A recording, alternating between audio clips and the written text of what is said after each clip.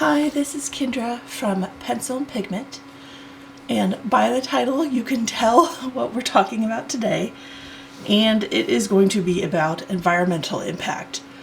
Now, this one is very, very important. I'm going to be talking about it sort of in broad strokes, but I am going to link as many resources for tips, tricks, ideas, companies to contact that I can for you, for me, as a reference that we can all sort of have.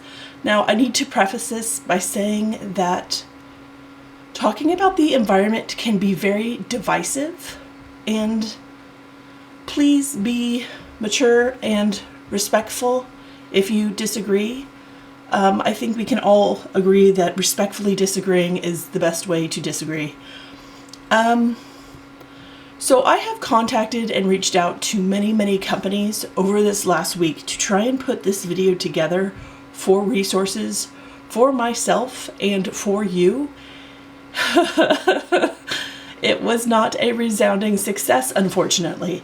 So there are a lot of companies that produce large quantities of things and they don't have information that they can give me, the artist, the purchaser, the buyer, about what the products are made of, made from, if parts are recyclable, it's a lot. So for this video, understand what your recycle laws are in your country, understand what you can and can't do.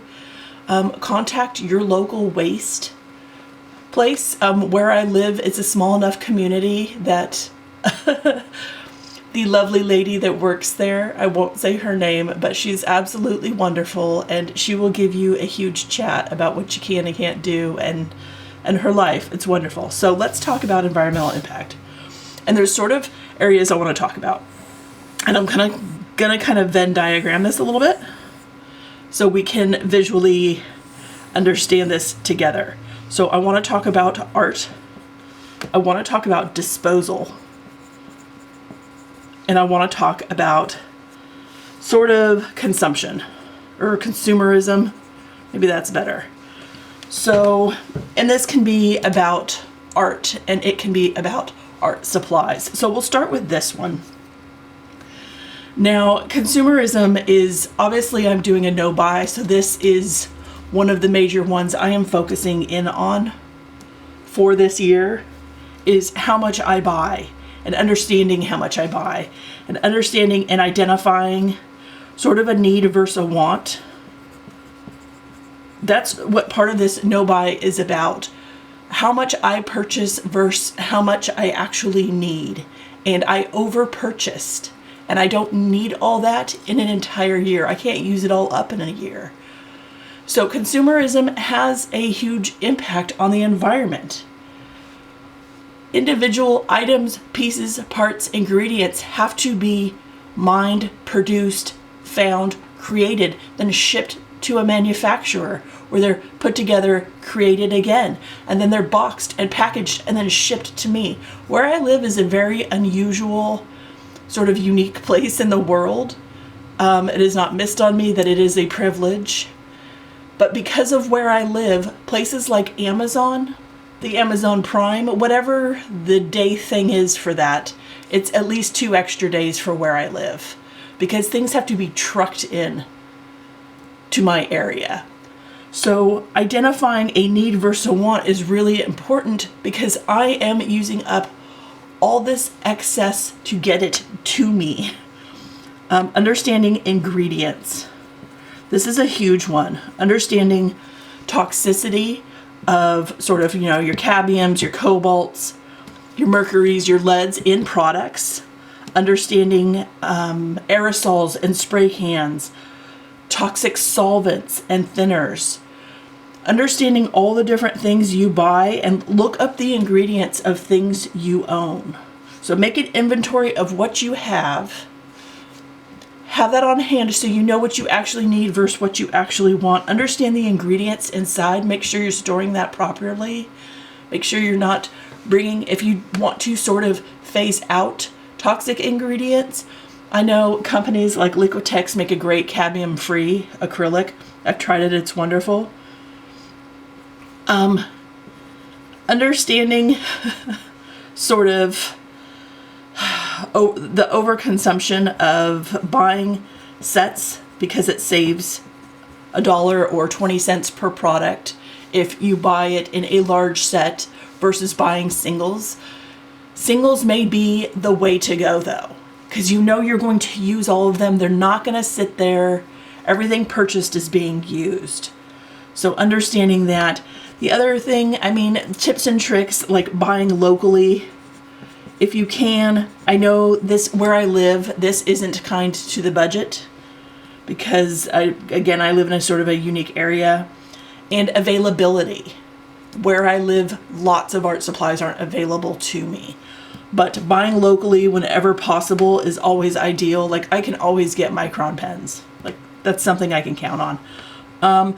If you're into things like reclaimed surfaces, if you buy old sort of canvases from thrift shops and repaint over them, that is a great way to sort of reduce and understand consumption using both sides of paper if you're just practicing and it's not, you know, a professional commission or a gift or something like that. Just keep reusing. So, and then the other thing is to watch out for children's products. So really cheap products, affordable products for marketed to kids can sometimes contain lead.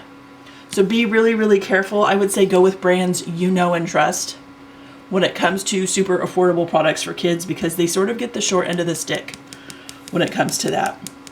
Now we can talk about art, like consuming and buying, just buying art in general. We want to support the artists that we love their art, or we're invested in their journey, or them personally. Make sure that we are very mindful of what we are purchasing. We're not purchasing something that's just going to sit there, that we're not going to enjoy, that maybe can't be passed on, because we're going to get to disposal in a second. So be very thoughtful and mindful of what you purchase. The other one I need to talk about is NFTs. So these are non-fungible tokens, and these are sort of, it's a digital record ledger of a digital piece of art that you have purchased, and it works on a blockchain. There is a lot of computing power and energy that is used to sort of, keep all this up and running. So it runs on a lot of computer power, a lot of cooling things, a lot of warehouses. Ethereum is the name of the digital currency, the Bitcoin, that you can use to purchase NFTs. You have to have a digital wallet. All of this consumes huge amounts of terawatts of electrical energy and produces a lot of greenhouse gas emission. So NFTs, though really, really handy for artists doing digital art and not having to go anywhere, it has a huge environmental impact. I don't ever recommend purchasing an NFT. It's basically a digital receipt for a digital piece of art. It's proof you own a thing. No. I will link tons of things about NFTs if you want to fall down that rabbit hole. That is my opinion on it. You are welcome to have yours. So, disposal. This one's tough. So you look at sort of decluttering, and this works on both sides. Decluttering art supplies, pass it on to someone who might need it. Recycle. I'm going to link to, there's only one place I found where you can send old pens and old art supplies at the moment, and they are waitlisted. So this is TerraCycle, and they work through only certain countries in the world. Crayola has suspended their recycle pen program because of COVID. So pens are a tough one. Like, I called Ohuhu and I'm like, hey, you make a 320 pen set. There's a lot of repeats in there. That's not necessary unless you're sharing it amongst multiple classrooms or something. And they don't have a recycle program. A lot of these places that produce huge quantities of supplies just don't offer anything like that. So when you are decluttering, be mindful of disposable. I'm going to link, so the Golden Acrylic Company has waste disposal articles and how to remove paint from water, like paint chunks, to make sure that we're not just throwing things away. Keep in mind, like cobalts and cadmiums, those are really, really toxic. So we don't want to put those into the water, especially places like mine where our water goes out into the sea. If you are decluttering, there's another thing called deassessioning, and that is the disposal of art. Now this pertains a little bit more to galleries and museums. They have to go on a piece-by-piece basis, whether it's like a hazmat situation or a toxic situation, but you can ask museums and galleries what their deassessioning process is for art to make sure that art isn't being thrown in the trash. That happens. That does happen all the time, and we can hold them accountable for that. So if you are decluttering art, take it to a thrift store, give it to a friend. Don't just start throwing things away in the trash. Put them in the recycle bin.